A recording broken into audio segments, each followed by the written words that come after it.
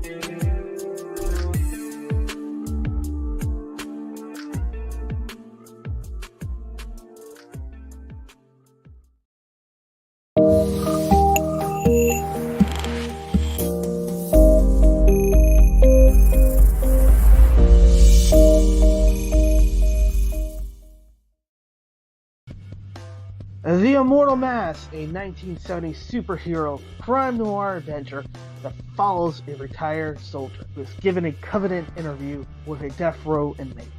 What he learns from the interview thrusts him into Atlanta's shadowy underworld.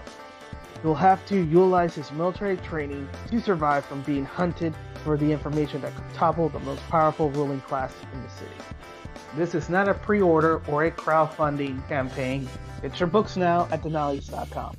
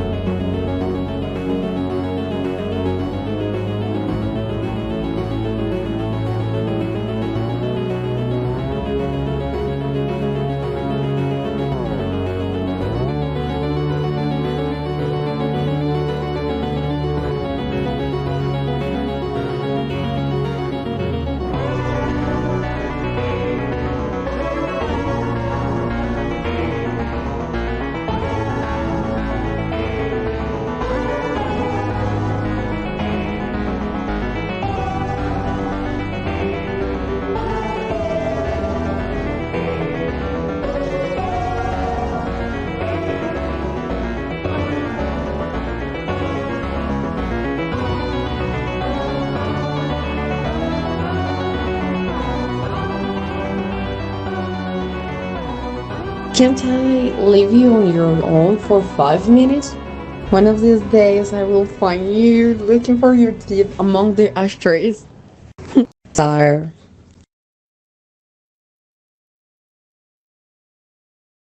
"25 seconds to curtain, folks."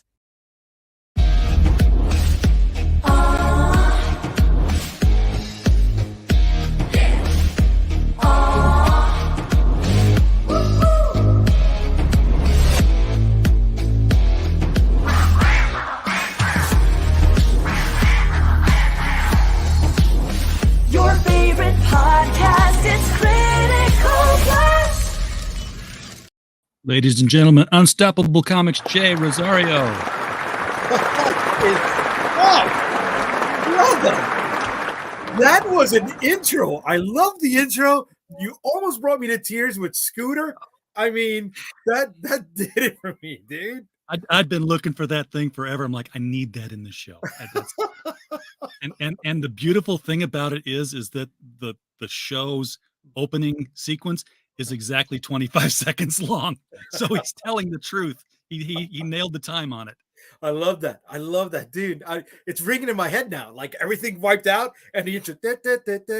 I mean, it's just going. It's just going. Oh man, you just triggered so many memories, bro. That was a great show, wasn't it? Oh, I mean, it's Henson. You know what I mean? There was a little bit of naughty. There was a lot of nice in there. Dude, I'm a fan of it. I don't know if you've seen any of the clips where Jim Henson and Frank Oz were touring the British countryside with Kermit and Miss Piggy, and they were blue, bro. They were blue whenever they pull up to a barbed wire fence with farm meadows on the other side, and I'm like, oh man, these guys enjoyed the 70s. It was weird. I've seen Jim Henson in interviews before, and it's like it was weird seeing him talk and it be him, because otherwise it's like, hi, I'm Jim Henson and I'm here to talk with you about the letter A. It's like, damn, he's freaking Kermit all the time. Yeah. There was no different vocal ranges with him. It was just Kermit, man. I mean, how many of us are children of Henson? I mean, definitely me. Yeah. I think I was there for the first Sesame Street, or at least the first year of it, because I remember running in and telling my mom I'd found this show on television. It had puppets and giant birds and people. They're all together in the same show. Yeah. It was a trip. We got Electric Company after that with a little bit of Spider-Man. Spider-Man. Couldn't talk. Couldn't figure that out. I was a little scared of Morgan Freeman as Dracula. I don't know about you. It was the 70s, right?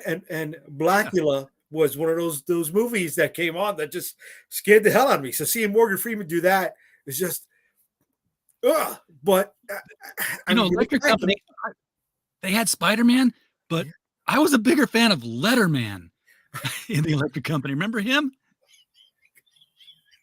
This is the first time I've thought of Letterman in over 40 years. The evil spellbinder would take a star and turn it into a stare, and it was scaring everybody, and grabbing the silent E from off his chest. Oh my God, I don't want to curse. I mean, oh my God, it's over 40 years that I've thought of Letterman. That would be a great superhero to reintroduce and take seriously, wouldn't it? I mean, just like, what's your superpower? I change reality by altering spelling. I don't know. I don't know if that'll fly, bro. You gotta be high on something to It would take a Grant Morrison to do it. Oh, Grant Morrison on Letterman. Come on. Tell me you don't want to see that. Forgive me if I'm going off with this, but I think Grant Morrison really goes on some of those ayahuasca trips. Right? I may be wrong, but I believe that I'm correct here. He literally believes that the comic book world is real and that we are gods that control it. Because and he goes into this in Animal Man, which is why I believe he believes it. Right. But, he's like, no, it's you don't want to come up here to our level. It's horrible up here. That's why we write things. We want things to be better. We want to go to a place that's better than what we got. Like our God, our God lives in a shithole. So he's creating us to entertain him. It's like, boy, I wish I lived like that. And then we're writing things like you and saying, boy, we wish we lived like that. Do you remember there was a series in the 80s on ABC that dealt with that premise? I want to say it was around the time of was it Techno Man? No. What was the show with the guy with the blue Tron suit with the son of Lucy and Desi? Automan. Okay, so it was around there. It was a Friday night show, and it was a writer who would dive into the world of the comics he would create, and they gave it, I don't want to say a serious spin, it was TV, but they tried to ground the two different realities, and I don't remember what it was called. I've got to see that show now. I was thinking you were talking about the other one that Marvel did a comic of it, and it was about a guy who escaped the comic and into the real world. rather than the other way around. It was like a Captain Hero, but because he's in the real world, he has no powers. so he like jumps into a wall and just bounces right off of it. That's funny. But that was on that was in the 80s also? Yeah. Mid 80s. I don't remember that, but I do remember this show came around on that time of Automan, Street Hawk, 1,000 Lives of Blackjack Savage. I'm a fan of those obscure, hey, we only lasted 3 episode TV series. Yeah, it's God, I can't think of what it was. There were so many underrated superhero shows. Remember Mantis? Of course I remember Mantis. Hell yeah. That was Mantis and Viper. I mean, it was just the replacement for Knight Rider. But even Knight Rider was a superhero show. Yeah. Right? What Mantis? Jessica Alba had Dark Angel. I love Dark Angel. I bought the second season finally on DVD, and I still haven't sat down to watch it. Really? Yeah. Well, what else was it? There was Jerry O'Connell when he was the kid learned that he needed a spray cans to fly. My Secret Identity. My Secret Identity. Yes. Came out in that 1 hour with the Superboy TV show. Oh, with Gerard. No, not Gerard. Yes. No, it was Gerard. It was Gerard. It's funny because the guy was from like upstate New York, but not super upstate New York. Gerard Christopher. There you go. He had married my co-worker's sister. Oh, Mel. That's cool. No, excuse me, my co-worker's wife's sister. Yes, that was it. And he used to bust my chops about him, and because they were from a blue collar town, upstate New York, and he was the pretty boy, and he went from that to soap opera. I don't know if it was General Hospital or Young and the Restless. He told me about all of that, but he says he's a cool dude, man, down to earth dude. The only one I remember from that show was Stacey Hayduke, and that's because she did a horror movie afterwards called Luther the Geek, in which she did a shower scene, and I was like, yeah, I will remember you the rest of my life. Stacey Hayduke, what did she play? Lana Lang. Oh, wow. Yeah. I remember there were 2 Lex Luthors also in the series. Well, there were 2 Superboys. They switched one after the first season. Yes, because Gerard Christopher was only the first season. Yeah. And then they got somebody else. So it was My Secret Identity, I think that came around the same time as Misfits of Science. Oh, great show. Great show. NBC Friday nights. I don't know if it was 8 o'clock or 9 o'clock. Oh man, I love that. Like all these superpowers, and they didn't quite know how to use them. Yes. And you'd not be able to do this today, but I loved it that they had the tall black guy who couldn't play basketball, and his power was he could shrink. Yeah. He turned like the Atom. That's it. That's it. Nothing he could shrink. You had the guy with the lightning powers, right? The Johnny Cool guy. Yeah. And he was always burning his clothes. Yeah. You had oh my God. Was that Dean Martin's son? I don't know.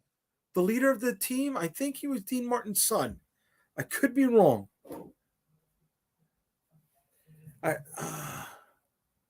Good thing is we have this thing called the internet. Dean Paul Martin. Yeah. There we go. Yes. Look at that. And a very young Knox. Yes. That was around the time of her Bruce Springsteen video. Yes. Yeah. Oh, wow. She did that, and then she did the He-Man movie after that. Okay. I found the next DVD that I've got to buy. I do that. I remember old crap, Jay, and then I have to say, wait, I have to buy the DVD. Like this just happened to me. Butch Cassidy and Sundance Kids, dude. Oh, I'm not prepared. I've got a lot of classics from that very series. That's the Black Slip Case series of Hanna-Barbera collections, right? Oh no! This one was just direct, just by itself. Oh, if they all came together, then yeah, that I would have loved to have done that. No, dude, I got my Johnny Quest. I've got my original Birdman, the Galaxy Trio, Wacky Races. I love that one. 3 different series of Scooby Doo. I'm looking at some of them right now. Johnny Quest was the superhero show and a half. Did you get Valley of the Dinosaurs? No. Yeah. I got that one. That was, and what was cool about that one was like, it was educational. They had to be. I mean, you laugh, but it's like every single episode, they're like, here's a problem. Well, we'll build a hot air balloon. We can do that by sewing skins together and then boiling something here in a fire and catching the hot air, and it's like everything worked. Whatever they made, it was true. It was real science. Yeah. They talked about leverage. They talked about, tree sap and applications. So there was that. And then, and then I just picked this one. Oh, the Amazing Chan Clan, of course. Yeah. Of course. Oh, one series, not one series, one grouping of shows that I don't know if they're on DVD. I really haven't looked in a long time. But in the early 80s, Filmation did the Power Hour with Lone Ranger, Zorro, and Tarzan. And I have yet to see that. It came before they went into He-Man and after they came out of Flash Gordon. I don't know if Black Star came out at the same time. I don't know if it was before or after, but you could always tell Filmation because that alligator growl was the same on every, it was like stock audio. Yeah. Well, everything was stock audio. I had the privilege to talk to Lou Scheimer about a year before he passed. And before we take another side trip, let's take a look at the chat here. At the top of the hour, Mike Walters is going to be doing a special episode of the Mike Stand on his show tonight. He's going to be digging into animation in the United States in the television era. Pops Van Zant's popped in here, say, hey, Yo Don is out there as well. Yo Don. And where was it? We were talking about stepping out of the comics, and Mike said that you remembered that Aha did something similar with their video for Take on Me. There was yes, they did video to that, but yeah, I talked with Lou, and it was the man was just full of great stories. It's in my playlist if you find it. I transferred it over to an audio interview, but they got started with Superman, and it was the Superman cartoons, the Filmation Superman cartoons. Why don't I remember that? Oh, they were shorts. They were like 8-minute shorts. Because I remember the Ruby Spears in the 80s, and I remember the 1940s ones. This was in the middle of that. This was like late 60s. Because they did 5-minute shorts of Aquaman, 5-minute shorts of The Flash, the Justice League of America. There were like different sets of them. Superboy even had shorts. Really? See, I remember Hanna-Barbera doing that.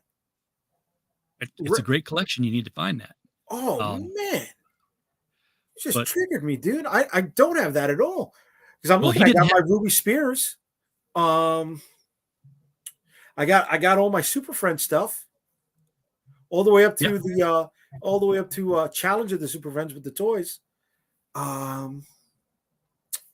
Wow, I gotta look for the Filmation Superman. Yeah, it's a Filmation Superheroes. I'll find it sometime tonight. Make sure you get a copy of it. But it's fun stuff. But he was an animation studio. Him and his partner, but they had no animators. They were just setting up. But Elliot Magan was in town, and he needed to talk to them then. And like, this will make us. So they hired a bunch of actors to sit and act like they were doing animation, so that when Lou and Magan walked through, he would see busy people and know that they were a real thing. So one of the actors was a young and hungry Ted Knight. No way! And he had a line, which is why he was happy. He was like, when we stop here, if Elliot stops and we look at something here, you come over and say, Lou, we're running low on the Bristol boards. And he was like, I'm ready for it. But Elliot didn't stop. So they just kept walking and walking. So Ted Knight chased them down. He's like, hey, Lou. That's great. That's and great. He went on to be the voice for, meanwhile, back at the Hall of Justice. Of course. And he had his show. Was it Too Close for Comfort? Too Close for Comfort, where he drew Cosmic Cow as a comic book. There you go, man.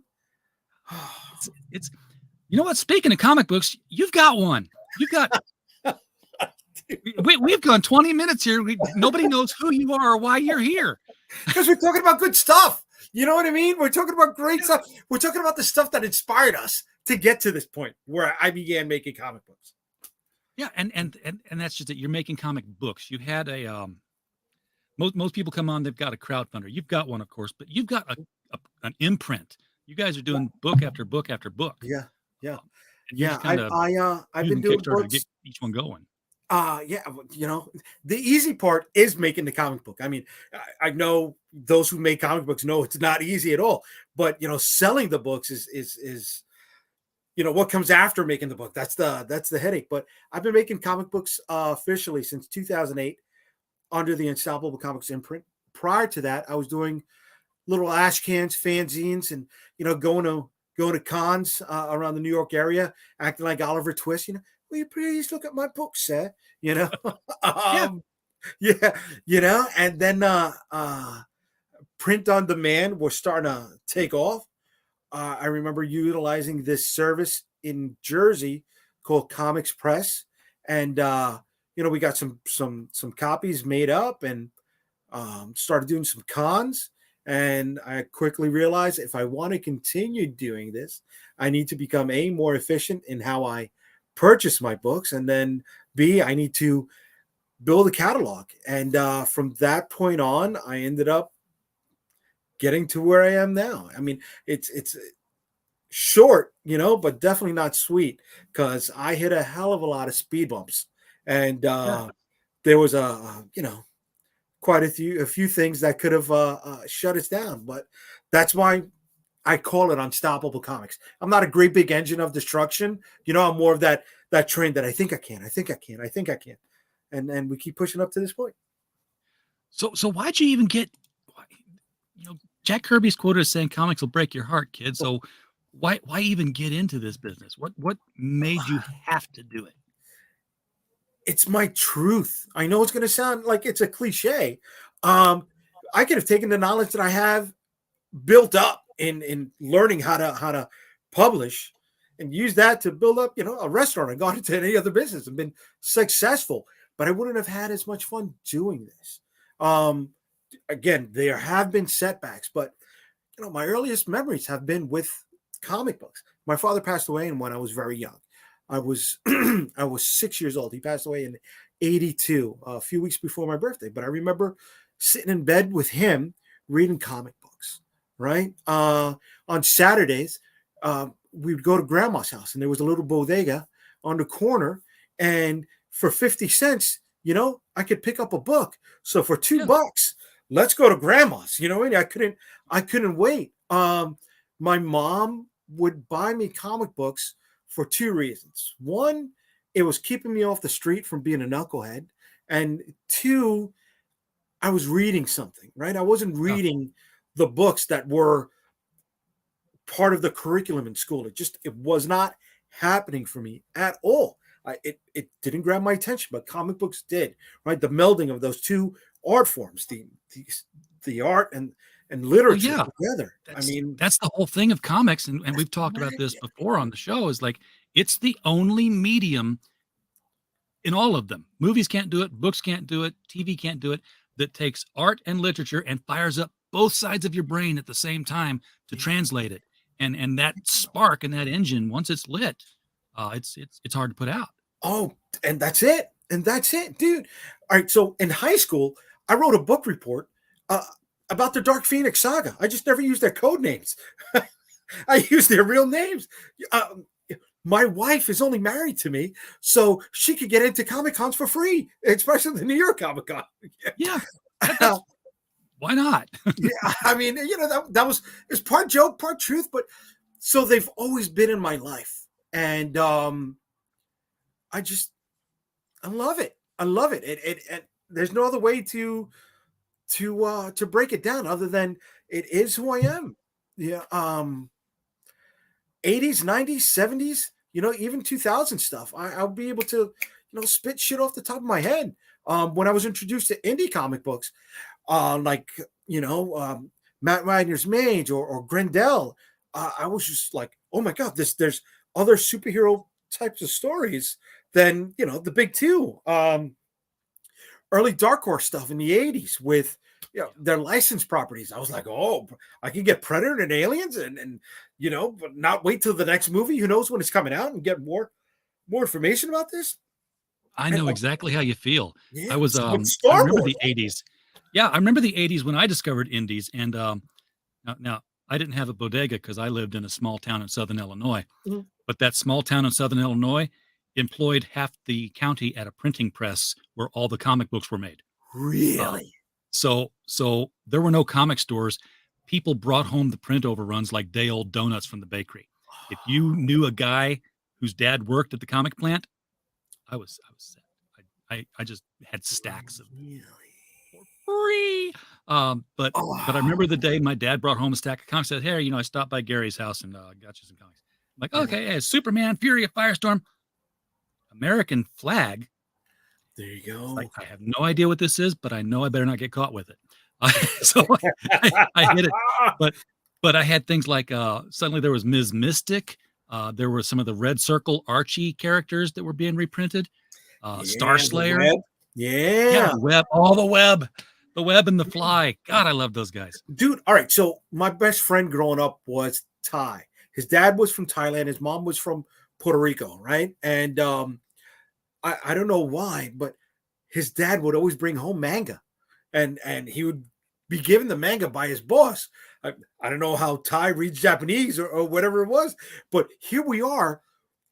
Oh, I don't know what he brought us, but we better not be caught with some of this stuff, right? It was definitely raunchy, but then you had things like, remember the little muscle men, right? The 2-inch plastic eraser toys. So I remember reading that manga as a kid. So I had a great introduction to comic books outside of the mainstream. So as a kid in Puerto Rico, there was a comic called Condorito, and it was a little condor, but it was like Mickey Mouse style or Donald Duck cartoons. I remember reading that as a kid, and it was all in Spanish, but it didn't matter. I saw what was going on the page, and through the words that were there, I was able to understand and interpret, and build a little bit of intellectualism. Expand my brain stuff. Yeah, because they were always sticking sign. I've told the story before where I was in first grade and I was reading before kindergarten because of these comics and nobody knew it. And the teacher was sitting there saying because I'm not paying attention. She's got the big cards up there and I've already read it in my head. And she's getting in my face like, would you like to read to the rest of the class? Because I was goofing off, And I just said, yeah, plants create energy through a process called photosynthesis in which they absorb sunlight into their cells and produce chlorophyll. And she was like second grade reading level right then. You don't need to be here. And I was like, well, yeah, I mean, that's how the Floronic Man beats the Flash all the time. That's great. I was bringing in Buck Rogers action figures for show and tell. So you were doing better than me. Yes. So when you decided to make comics, what kind of comics did you want to make? Because you said 2008, and that predates this whole crowdfunding model we've got here. It did, and I didn't know how I was going to survive. I was just doing this because I wanted to do it. So I went into what I thought I knew, which was superheroes, and what I found out was I didn't know how to write comic books. so jump in and see if we can swim, boys. Yeah, I jumped into the dark side of the pool, with sharks, and it was just, but I found a foothold. I was able to at least understand 3-act structures, right, and build from there. And every 3 acts was, the establishment, the turn, the prestige, right, and later on, I found out that that's the way Stan broke it down. And it was in the first 8 pages, you got to show them using their powers. In the next 8 pages, you get to tell the story. In the last 8 pages, you set up the cliffhanger for the next issue. And I just kept going that way. And then at some micro level, you got to do the same thing, but on every single page. You set up, middle, cliffhanger, make them turn that page.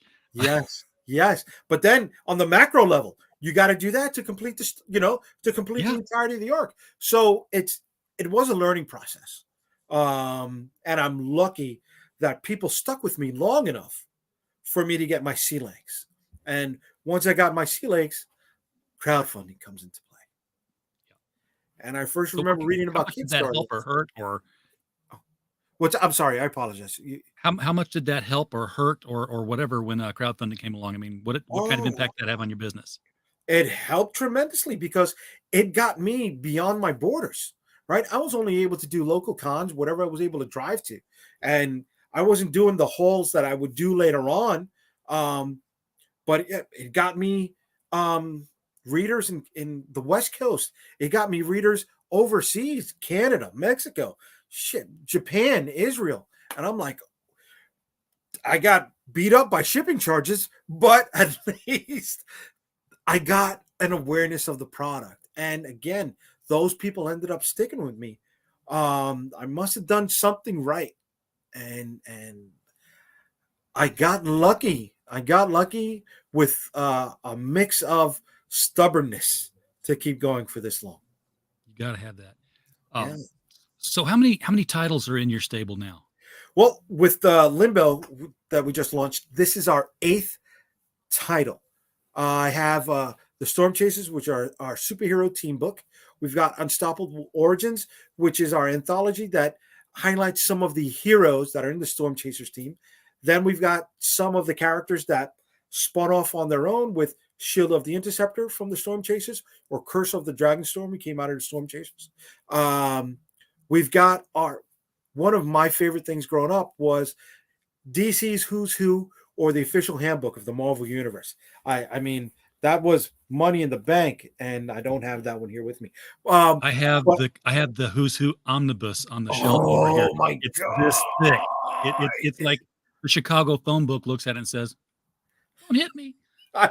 I've got both sets, single issues, in the closet. Milk stains, soda stains, cookie stains, it doesn't matter. But those are my prized possessions. So taking that, I have my source book, the official the official character guide of Unstoppable Comics.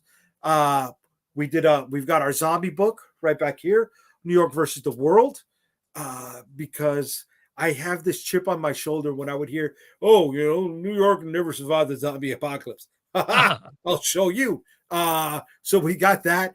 Selling that at C2E2 was a hoot. Oh my God, dude.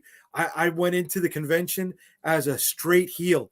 I was telling people, New York pizza is way better than Chicago pizza. If you can't convince me, you're going to have to buy this book, right? Calling out Frank Thomas as being the only good baseball player ever to come out of Chicago. I was going into it like I was a bad guy in the WWF.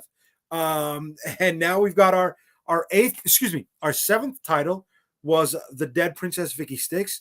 We started going to a supernatural tailwind with that. And now we've got our latest book, which is Limbo, Open Almost All Eternity. I love that subtitle, Almost All Eternity. Makes like, when are you closed? Well, the title plays into the hook of the story. So we have a new Dark Lord. Lucifer has taken off, right? Whether he's given up the throne entirely or he's gone on vacation, he's placed a former priest on the seat. And the guy, A, really didn't want to be there. B, doesn't know what he's doing. So he's just spending his time at the bar in Limbo drinking away with other demons. So they don't know if they're going to be open that much longer. So he doesn't want the job. I mean, you said he's a former priest. I'm like, how did you even end up there, dude? Well, okay, here's the thing. This is not only my 8th title from Ensemble Comics. This is the first title that I didn't write myself. I'm actually publishing other people. I noticed the that. team that put this together was Gabriel Gamora, Francisco Maldonado, and Champe Ramirez. They're a team that came out of Colombia and Spain, and they're looking for U.S. representation. So since I've got, a bit of a catalog, a bit of a following, and I travel, then, they hopped aboard. So I'm looking at the first couple of covers here, and already I've hit the censored bar. So cover A is our North American release cover. Cover B is our cheesecake / Hellraiser homage cover, because what's behind the censor bar is not the bits of goodness that we're hoping for. So if you are you said Hellraiser, now I'm thinking Pinhead, but it's no pins on her head, and I'm like, oh no. Yeah, it's some Cenobite influence underneath that censor bar. And then we have our cover C. That is the original Colombian release cover. And then our cover D is our wild card, pun intended, cover. It's our dealer's choice. So this is going to be a theme. This is going to be a 3-issue miniseries, and each issue will have another set of poker style covers that play off into the series. So is it intended to be 3 issues and that's it? We told our story, or it's 3 issues and we told this story? It's 3 issues and we've told this story. Okay. So there's possibly a lot more. Yeah. Limbo's a long time. Limbo is a long time. Almost all eternity. Almost. So there could be, more Limbo story arcs after this one, but right now we know there's gonna be 3. 3. Not saying it's one and done, but it's definitely a complete arc. Would you say it's a teen level book, or definitely a more not. mature level? Definitely not. This is a rated R. There is nudity. There is foul language. I found it. Yeah, there's some death. Yeah, definitely a mature book. I found out it's okay to put foul language in a comic book if you do it in Spanish.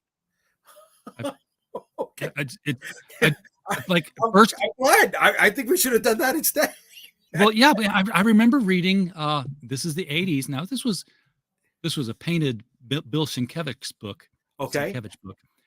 It was Wolverine and Havoc. Okay. And they're in Mexico, and they get into a bar fight, and Wolverine's like, what crawled up their butts, and Havoc's like, well, you shouldn't have called their sister a puta. And I'm like, gotta look that up. Gotta look that up. They went for the gold. Pendejo. I was like, what? Oh, wow. I gotta find this book. Yeah, it was like, so that's when I learned that, hey, if it's not in English, it's not really cursing in America. See, so other than our zombie book, which is a mature reader book, I would I'd throw the hashtag $@ symbol up in there, because other than this and the New York versus the World, everything else is PG-13, right? I'm laughing because I have a 15-year-old son, and of course he's read my comics. He's more of an Archie guy. He doesn't really like superheroes for some reason, but he likes stuff that's got like more of a realism base to it. But when he was like 7 or 8, I'd watch him get mad, and you could just tell he just wanted to explode. And finally, he'd just ball up his little fist and he'd go, $! Exclamation point swirly mark. And I was like, what? He's like, that's what they say when they're mad in the comic books. I was like, they did their job. I love that. I love when they play stuff and just take, something different. Like, what was the cartoon feature film where Matt Damon was Tiny, and they used swear words, but they were regular everyday words, but because they were the future, it was taken in a totally different context for the setting of the flick. And I love little nuances like that, put a smile on my face. Doc Bishop has joined the chat. Doc Bishop, of course, the creative force behind First World. If none of it's offensive to you, you'd be the first. That's the tagline for that story. That's right. It's worth checking out. Okay, so we got the guy. He's in charge of hell. Yeah. Doesn't want the job. He's drinking in limbo. Yeah. What's the conflict here, other than trying to drag him to do his job? Because that's our daily lives. People trying to get us to do our jobs, right? If he does not return to the throne, then everybody else who's gunning for the seat is going to take their shot and will inevitably lead to an infernal war. Oh, okay. Is that bad? I mean, it's they're all damned to hell. Let them fight, right? Well, yeah. It's like saying all the death row inmates have got knives and are going at each other. I don't see the downside here. You want me to give away the hook already, bro? No. I'm joking. But yeah, so that's what the series is leading up to if he doesn't take the seat. And if he does take the seat, how good is he going to be at keeping it? Well, that's true. I mean, if everybody still wants the throne, he's always having to fight people off. There you go, baby. This is the second time this week I've been taken back to Paradise Lost, which I actually read on my own without being told to. So who's this gray guy here? The one who's trying to get him to take a he's job? one of the elves who doesn't understand who this guy is. He just thinks that our former priest Ephraim is just there, another bar patron waiting to be shuffled off to hell because they're in limbo. And he finds out very quickly that this is the man he should not be messing with. Wait a second. Roll that back a little bit. You said elf? Yeah. Okay. Yeah. It's a dark elf. Listen, the guys are going for it. They're going for the gold. They don't know how many times they're going to be able to tell this story, so they want to throw everything in there. And there's a schluck and a slash, and he's probably some more. Okay, so now she's important, I know, because she's like all over the trailer. She is his bodyguard. She's the protector. She's his, for lack of a better phrase, his guiding light. So in this little preview, we have her, Abra Hell, or Abra for short, trying to get our Dark Lord back into the seat and setting up the premise of the rest of the miniseries and what will happen if he doesn't come back. So he is lamenting about his job, and then we go into the Kickstarter, usual. Oh, what's this about? What's it for? Where's the story going? Where's your money going? Yeah. And now, whose art is this here? Because he's the artist that did the Hellraiser cheesecake cover, and that is Jorge Velasquez out of Colombia as well. He excels at hotness, doesn't he? He does. And this cover is done by the series artist Francisco Maldonado. I like his too, but his is more of a I won't say cartoony style, but I think that sounds bad if I say it. No, but a manga influenced framework, definitely. Yeah. So let's take a look at what are the tiers. I think this is a pretty simple campaign. Yeah, straightforward. You got your $5 digital issue. Yep. So our $10 single issue, but that's baked in with the shipping charge as well. So you don't have to click it and then find another shipping charge after. That's what you're getting. So the book is going to be $5.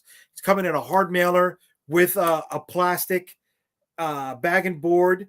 And if we're hitting stretch goals, then there are definitely going to be some other tchotchkes tossed in there at no extra charge. Dude, you're going in a hole.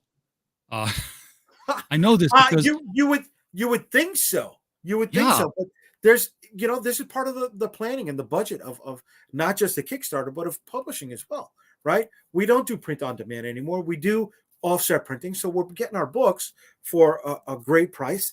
Same thing with our trading cards, and it's not just the stuff that we have set up for this campaign. There's things that we have in other campaigns that are definitely rolling over to this as well. Okay, so because I'm looking at this, I'm like, I know that a book costs more than $5 with the print on demand, and I'm shipping. I'm the shipping guy here, Right. and Okay. I'm like, you're selling $10 and that's shipping included. Usually it's like $8 for the shipping alone. Right. Well, when you take into the cost right. of the Gemini, So the bag, we're going into how the sausage is made for a sec, right? And I don't know. I know a lot of people are using pirate ship. I use stamps.com, and stamps.com, a first class package, which is under 15 ounces, from East Coast to Midwest, is around $4.33. From East Coast to West Coast, it's going to be maybe about $4.70. So you figure with the hard mailer, which I buy in bulk, I'm getting it for less than 50 cents. And, you know, bag and board, that's another 10 cents, 5 a piece. So I'm a little bit over. Okay. So I'll eat the little bit over because, again, we're doing offset printing. So we are making a profit. That's fantastic. I wish that everybody else could do offset printing, but you know, that's I know it requires that you invest your own money, right? I mean, you got to pay up front. And that's the thing. It's like people need to figure out for themselves. Are they into this for the long haul? Or are they into this to, I want to tell my story? If you want to tell your story, great. I definitely suggest print on demand. But if you want to be in this for the long haul, I recommend offset printing, because if you're doing issue 1, okay, you're selling issue 1. But if you're doing issue 2, you're selling issues 1 and 2. Issue 3 will sell issues 1, 2, and 3.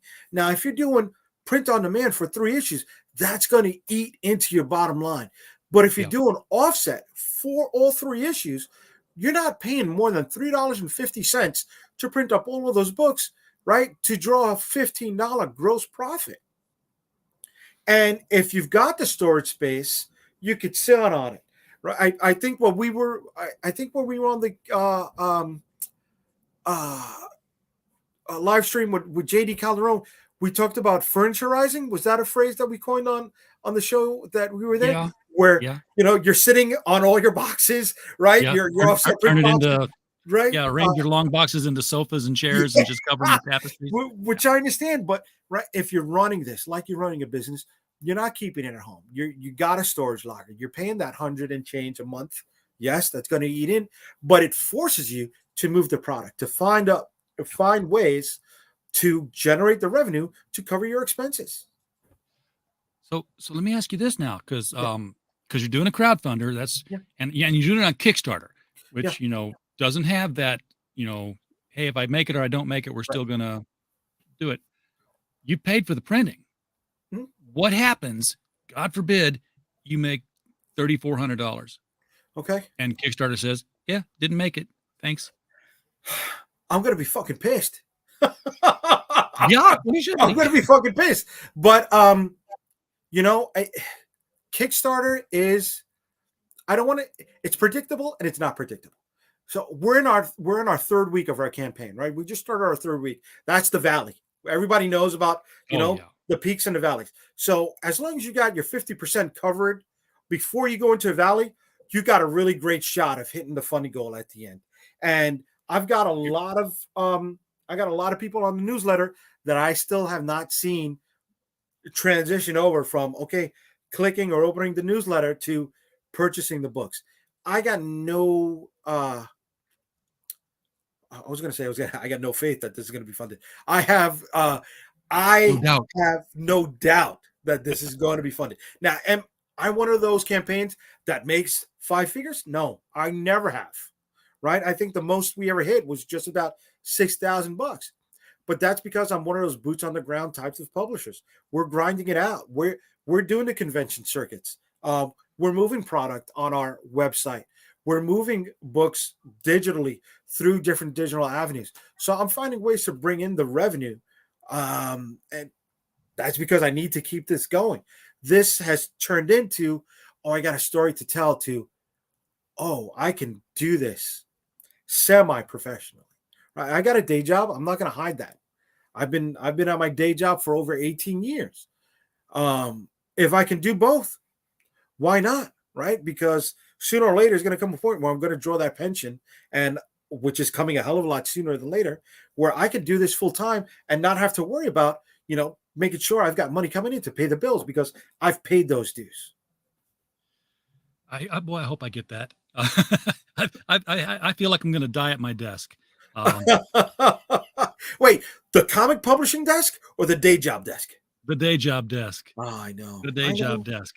I was like, I'll never be able to afford to retire. I'm just going to have to work until I'm going to have to hope. I'm going to have to hope I die at work. The nightmare would be, having to quit and go home, because it'd be like, all right. I'm sorry. Before we move on, that is my biggest fear, because that's what happened to my pop. Right, my dad had 2 strokes at the job. Excuse me, he had a stroke at the job, and he had another stroke on the ambulance on the way to the hospital. So he didn't make it. He died at work. He died having an argument with my mom that morning. That's her biggest regret, So when I hear something like that from somebody, I would not wish that on my worst enemy, dude. So I hope, I know you've been a little facetious, a little tongue in cheek. Oh yeah, but I hope that doesn't happen, because man, we're doing comic books. I don't want to take for a long time. Okay, good. I'm with that. And I'm at the point here where we're getting some contracts. Well, I say contracts. We got some deals for distribution where I'm like, if I could do one of these, 2 of these a month, I don't need the full-time job anymore, brother. At comics all day. Everybody's talking about Diamond, the upcoming Universal, Lunar, and great. I'm with that. But there are a bunch of other micro distributors where, some of them are working off of consignment, but if we're working off of consignment, I'd rather the distributor work off of the consignment as opposed to me going into the shops trying to constantly work on that consignment, because that's going to take away time from me and doing what I got to do, right? But if we've got a micro distributor who's out there handling that, that is an unpaid invoice at this point. No problem. It'll come in. And I don't know if you've had Frank Forte on the show yet. A long time ago, but yeah, not recently enough. Dude, he put me on to a bunch of different distributors that I hadn't known about. And, I'm on a wait list for 2 of them because I need to be validated and verified. But if that comes through, that's another revenue source, right? We just had the ICBCA on here last week, the Independent Comic Book Creators Association. Okay. Brand new thing. They're doing distribution. They're doing printing. It's like a monthly fee to belong to it. But, they're it's ICBCA.net, I want to say. Check the playlist. He was last week. It's like they're stepping in. Diamond sat King of the Hill for years, a couple of decades there. Of course. After having, beat out, Heroes World and Friendly Franks and all the other. Yeah. And, See, so I came into this after the distributor wars, right? I came into this when it was only Diamond. I hear the stories about all those other people. Yeah, but I do follow Milton, who had Capital City on ICV2. You get a lot of publishing information on there. And dude, I'm looking at shops in a totally different perspective right now. They don't want to deal with us because they're not set up to sell independent books. And I get that. We're not set up to sell an entire run in 1 week. We can't. We don't have the money to put into a marketing team to move that book in 1 week. There's no way. We're not printing up that many. But if that is going to be a secondary source of revenue, if we're looking at this individual releases on crowdfunding campaigns to recoup our expenses, all right, then when we go to trades, that's when we're bringing in our gravy. That's when we can look at going into shops where our trades can sit on a shelf for whatever days, weeks, months, right? We don't have to worry about moving it in a full week. And the vendor understands they're selling out an entire story. One of the biggest problems is, when is the next issue going to come out? Well, you don't have to worry about that if you're selling especially one of with indies. And yeah, right. And dude, I've got a bunch of trades, so it's not like I'm continually printing out one series. We don't have legacy numbering going over to 50, 60, 100 issues. We do a miniseries and we move on to the next one. But you know what? On the LCS Guy show, Mike Tierney says the ones that sell best in stores are the ones who have the legacy numbering. He says people like to see, it's been around for 150 issues. It's got staying power. I will stick with this. Okay. How and many issues how many of us can get to that? How many of us can get to 40? Just keep plugging away, I guess. Right. I've watched Miskatonic High get up to 16 so far. They put out a book every 3 months. I'm not knocking anybody who's doing this. I know how freaking hard this is. 100%. Right. I just come from a different point of view on this. That's all. Yeah. Well, I don't think it's so much the fact that we've done a 3 or 4 issue story arc, and then we'll do another 3 or 4 issue story arc because it's a different arc. So we're going to say, hey, it's the actual title. We're going to go 1 through 4, 1 through 4, that kind of a thing. That's all the big guys do with the long titles. They just keep this. They just say, okay, we're doing another 3 issue arc, but we're going to go 350, 351, 352. Right. Right. Or the old days with the Superman triangle, keeping the legacy numbering, going through all the individual issues. It's not like I'm not going to return to certain titles. Remember they did that because people didn't like the fact that they started the numbering over again. They're like, wait, I'm lost now. What happened? How many times has Spider-Man been rebooted to number 1, right? When the Ultimate line was coming out, the Ultimates, whatever, the Avengers, every year was a new season, 12 issues. So it's out there. It's been done. Mage, right? 3 different volumes. All right, Spawn's gone over 300. Cerebus has gone over 300. Savage Dragon is almost over 1,000. Right, dude? But Savage Dragon is barely selling 7,000 books a month. That's because Savage Dragon is now Eric Larson's porn hobby. Oh, really?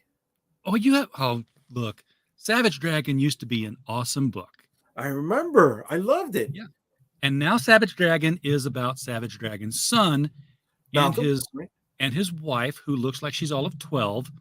And their 3 little kids running around, unsupervised a lot. And him, shooting her across the room because his jizz is just that powerful, and she's got it splattered all over her face as she slides down the wall.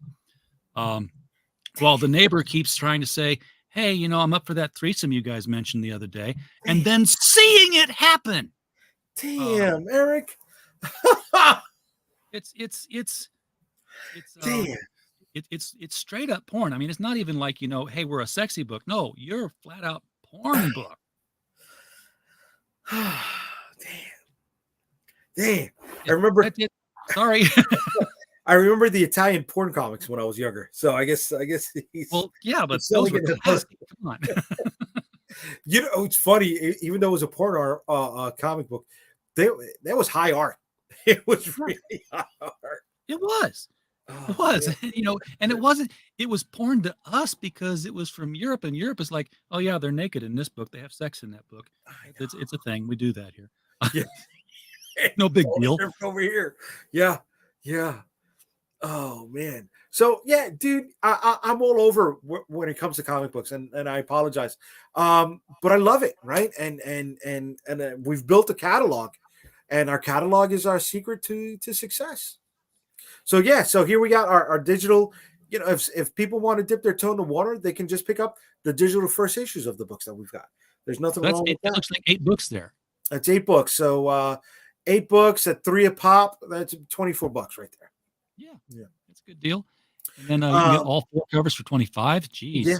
Yeah, and that's the shipping. So okay, this goes back to what I said earlier, where I'll eat a little bit because I know my margin is high enough to carry that $6 or $7 shipping charge at that point. And then you got a holochrome cover. So you're getting into those fancy cover things. We are, because I see people that are out there and they're charging a hell of a lot for a single issue regular cover. And I'm like, okay. So if people want that, we're making that available, but we're throwing a little bit something extra into it. And not only is it a single issue holochrome cover, but the backside is just the virgin print. So it's going to be void of any logo, credits, the barcode, so that way the consumer, the reader can display it any way they want it display it. I've got almost every square inch of my walls here is covered in frames of like posters. Well, of course, posters. But like first thing I did when I got divorced and I moved down here and I'm on my own again, I'm like, I missed the stuff I had when I was single and in college. So over here I've got this giant 24 by 36 poster of Dave Stevens' Rainbow from DNA Agents, where she did the Vogue cover kind of thing. I remember that. Yes. And over here I've got the great big George Perez New Teen Titans poster that had the entire crew with Tara in the front and center. I have that issue. Yeah. Well, this was not a cover. This was a special poster that he did. Yeah. Okay. My favorite cover from Perez in that run was the one where Wally and Dick are just walking away into the distance, and you see their costumes behind them. Yeah. That's the one thing I think DC had over Marvel was their sidekicks. They grew up, and they grew up when I was growing up. So I was like, oh wow. Oh, I was Teen Titans from a young age. That was my favorite group, more than the Justice League. Really? I was like, oh god. I was really super young reading this stuff. I was like 8 or 9 reading the Nick Carty Teen Titans, and the one where they're in South America and they're going down this river and there's like this giant skull looking cave and they're on a raft of all things. Like they're in superhero costumes in the jungle on a raft, and it looks it was I think Bob Haney did the writing, Nick Carty did the art, and Nick Carty was kind of like Gil Kane. He had this real sketchy kind of style, gritty kind of look to it, and and Kid Flash says, like, we're not going fast enough. He gets off the raft. And he starts to try to push it with a swim, and an alligator bites his leg, and is like, they've got to fight this alligator, and now his leg's all bandaged. He can't run. I'm like, Kid Flash got took out by a friggin' alligator. It's just an animal. Come on. But it was setting up the drama. Yeah. Yes. Oh, huge drama. Magic Gold Bug was actually who said he was an enchanted prince, and Wonder Girl's the whole reason they're there is because Wonder Girl's got this pendant that's drawing them all there. But no, he's actually a giant bug, and he's an alien. He wants to kill them all. That's comics. Comic books. That's my wife. My wife asked me to explain so many different storylines, right? And I'm just like, baby, it's comic book science. That's it. Just chalk it up. If you try to dive any deeper into it, you're just gonna blow a gasket. Comic book science. Leave it like that. But Teen Titans is also that issue where Dick Grayson, that issue of the Judas Contract where Dick Grayson comes down the stairs wearing the Nightwing costume. I always point to that moment as when DC Comics started having a problem, because if Bob Rozakis, the DC answer man, who always had a guide, was always asked, how old is Batman? How old is Superman? He's like, they're both 29. They've both been in business for 5 years. I don't care how long you've been reading. It's a moving 5 years. They're always 29 years old. Okay. Now a clock had started ticking in the DC universe. Okay. Because as soon as Dick Grayson's 20 something, like he's not 29 anymore, because he'd had to been like a lot younger than that or a lot older. And then Jason Todd's there and dies, and then Tim Drake's there and grows up, and then Damian's there. I'm like, Batman's 47 if he's a day. he got around. He made up for the family that he lost. Yeah, and it was like, he just can't go through that many kids growing up one at a time and still be a young man. Yeah. So it's even if it got harder to. How much time does he give him in the costume? What, 5 years? About 5 years times sure. 5 of them, right? That's at least 25 years. Yeah. That's but that's. I think there was even a panel where some writer screwed up because he's like, it was Batman at Crime Alley, and he's like, it was 18 years ago today that all life stopped making sense. And they're like, wait a second, Bruce was 8 plus 18 is 26. That means you were, and Dick Grayson is there. That means that you were like 17 years old with a sidekick who was 10. Yeah. Yeah, there's something's wrong there. Yeah. I get it. Comic book chronology is worse than comic book science. You just have to accept that. Yes. All these people are here, and all these things did happen. And yes, wait, was it pre-crisis or was it a post-crisis? Oh no, it was like last year. Oh shit! Oh, they fucked up. Oh, they fucked up. Oh man. Yeah, because Grown Up Nightwing was with him. I was like, really? Just 18 years ago, huh? Oh man, they fucked that one up. You know, my favorite DC period was the 0 Hour period, right? A few years going into Zero Era, and once the 52 came, it kind of lost me a little bit. Well, DC, they wanted to reboot again, but they had too many good things going on for them that they couldn't reboot. So they didn't reboot them, but they rebooted everything else, and that just didn't work. I've always said if I ever have $25 that I can buy DC Comics with, it's all going to shut down. It's like, okay, wrap your stories up. We're done. We're going to come back with Action Comics #1. We're going to introduce Superman. He's no one's going to know who he is. We're not going to immediately tell everybody, what his identity is again. He's not going to be married to Lois Lane yet. And then, a few months down the line, we're going to introduce Batman. And it's going to be about a year before we get Robin. It's going to be Dick Grayson. He's going to be 13. Deal with it. And we're just going to reboot it from scratch, not reboot it, but 10 years after this is all the stuff that we're into. Yeah, I liked their 52 issues a month concept. I do. Oh, that was fun.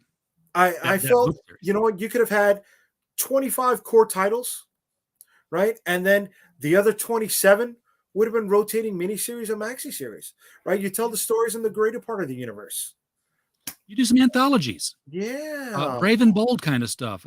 Adventure Green comics. Lantern Corps. Shorts. Come on. The old anthology of Green Lantern Corps was good. I liked it.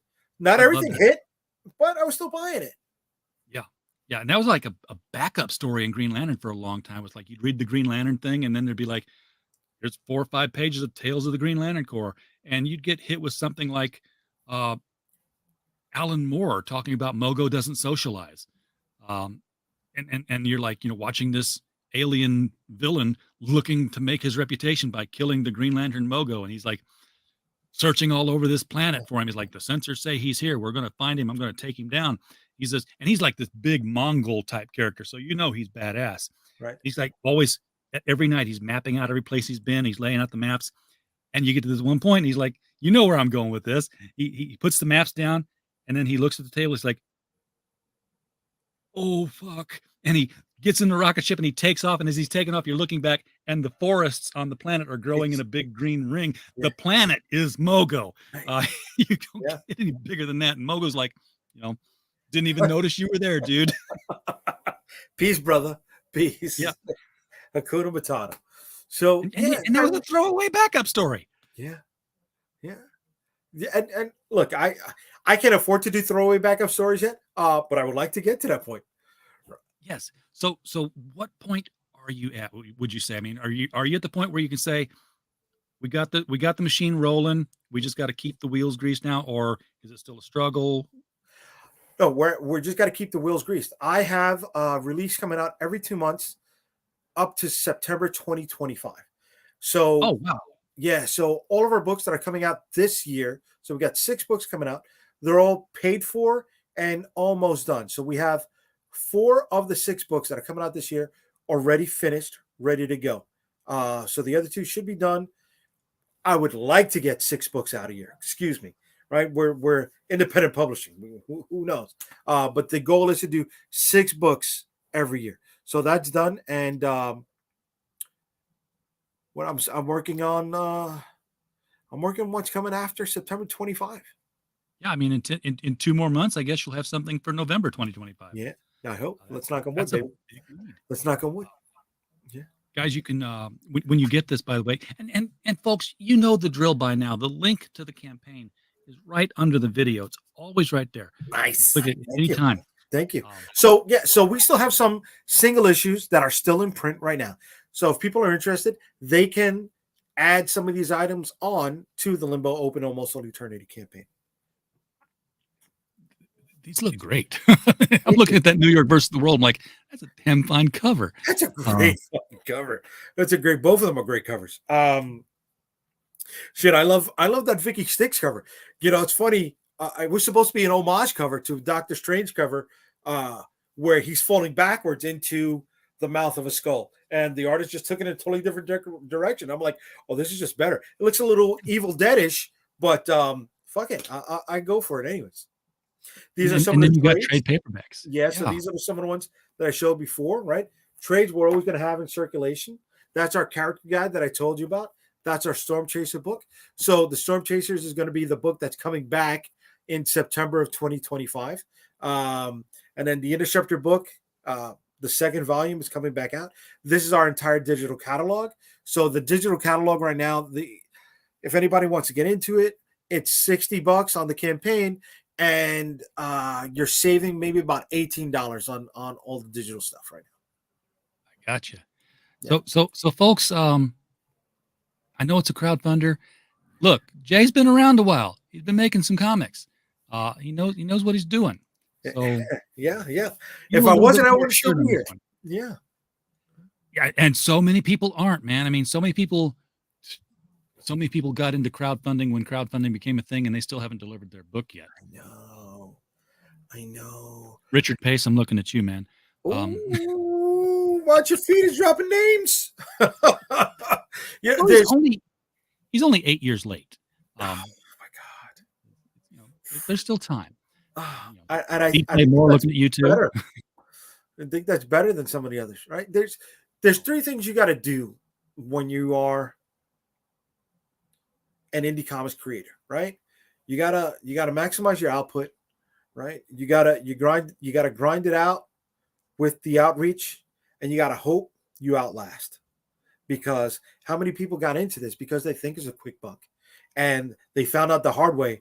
No, it's a lot of work. You know, even the people who know what they're doing, you know, people who have had mainstream comic book careers, and decide to do some crowdfunding, find out, oh, all those people I worked with did some really important jobs that now I'm having to do, and I don't know how. A lot of those folks are not prepped for this because they don't know how the rest of the machine works. And here we came into this from the other end where we had to figure out the machine if we were going to make this work. Yep. And it's, you know what? I bet you wouldn't trade a day of it. No, dude. It's as many times as I've been like, ripping out my hair. No, because, you know, I mean, I've got to do conventions all up and down the East Coast, some of the West Coast.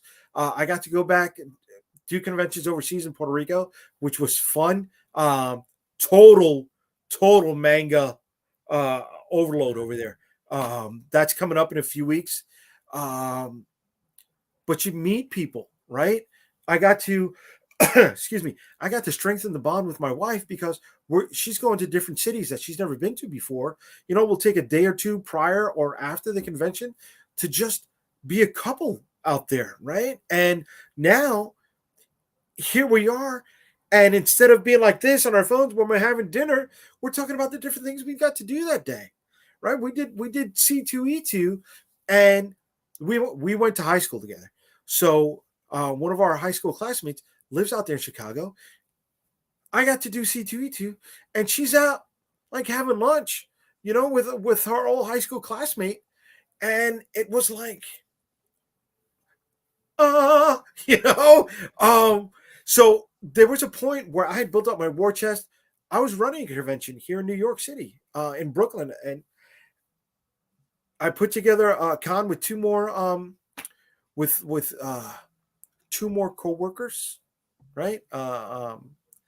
And we ran it the January before the pandemic happened.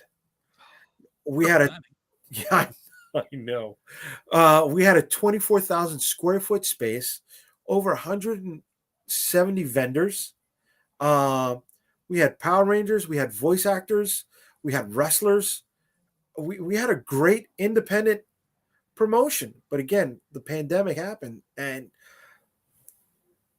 this is one of those hard coming back from it. What's up? And it was hard coming back from that too for conventions. Oh man. So they wanted to get together and do that again, and I got scared. I'm like, I don't think we should. I really don't think we should. I'm going to my next convention in June, and I've gone to sci-fi conventions, so I can't compare really. This is the first time I've bought a vendor table. Okay. But it's also the first convention I've gone to in a long, long time where, there's actually gonna be a comic book person there. I go to all these Comic Cons and there's no comics. There's the local stores are setting up like a flea market with their long boxes of stuff they're trying to unload to the cosplayers. And it's all, voice actors. Sometimes you'll see like a big name, movie star or Star Wars or Star Trek person will be there. Right. But I'm setting up at Bentonville Comic-Con in June, and Tom DeFalco is going to be there. Nice. Now he's the only comic book guy that's going to be there. But and I've got a buddy who's got who's got his Spider-Man black costume, Secret Wars #8, signed by the writer and the artist, Mike Zeck. Mike Zeck and Jim Shooter. Yeah. And I said, "Hey, who edited that thing?" He's like, "Tom DeFalco." I'm like, bring it on down. Nice. We'll Nice. get that thing signed. But Dude, I'm looking forward.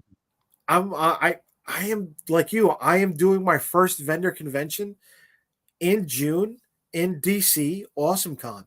And this is my first one since that convention that I ran before the pandemic, right? New York Comic Con is my backyard.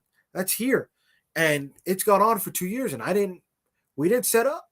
And one of the reasons why is we got our mom living with us, and she she was going through cancer, and I couldn't put her, cancer treatments. I couldn't put her at risk. And my wife had a heart condition, and I'm like, holy shit, right? Yeah. I can't, right? I was still nervous to do this, to do the day job. So, but things have gotten better. They're both healed up. So I can't wait for AwesomeCon in DC.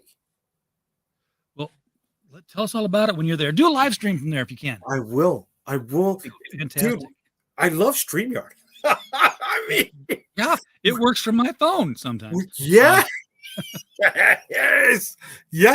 So we're going to set that up. We're going to see if we can figure it out. So that way, when we do New York Comic Con this year, we can do a couple of live streams, from our booth at New York Comic Con. And, the game has changed for independent comic book publishing, right? I mentioned outreach before, and this is it. This is what is spreading the word about independent comic book creators more so than taking out ads or making posts. You have to, do live streams with people. And it's become integral to the promoting of independent comic books. We are at a point in this industry's history where the big players have never been weaker and the small players have never been stronger. So at some point we're going to see this flip, and some of you people who are indie, you're going to find out you're mainstream now. Hell yeah. The indie we're the innovators. Yeah. How many times have you seen something pop up and somebody's campaign and it's automatically now in one of the bigger publishers' bag of tricks? And you're like, I see what you're doing. Right? They're not going to be able to buy you out all the time. No, man. No, man. I don't want to say this is a new heyday like the 80s. Or shit. The 90s had a great indie boom too. I hope people don't forget that. It wasn't just the Image guys popping out there. There's always a boom and a glut at the same time. Yeah, man. So, we're that for in my opinion, for what came out in the 90s.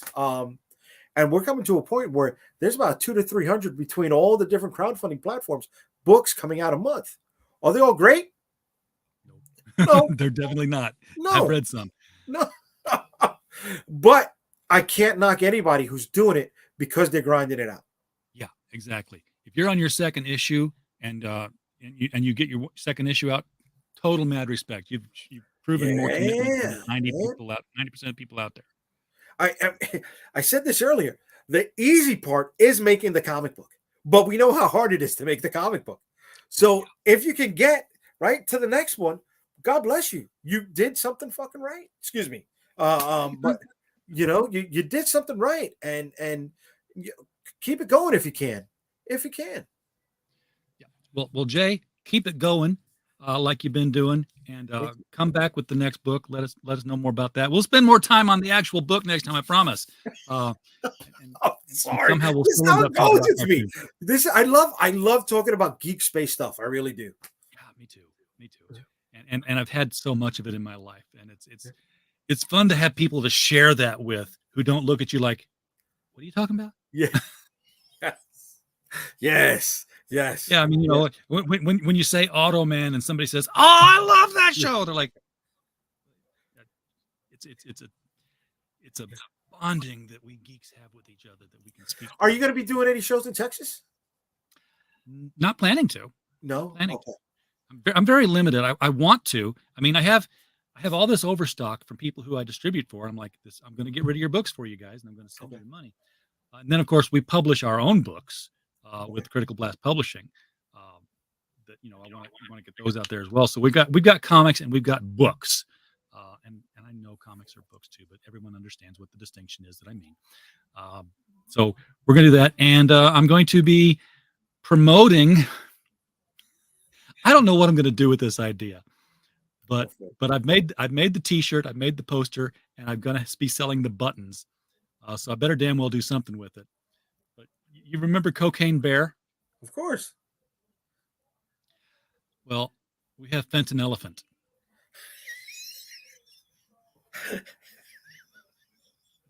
He didn't just cross the border; he trampled it. Doesn't it work?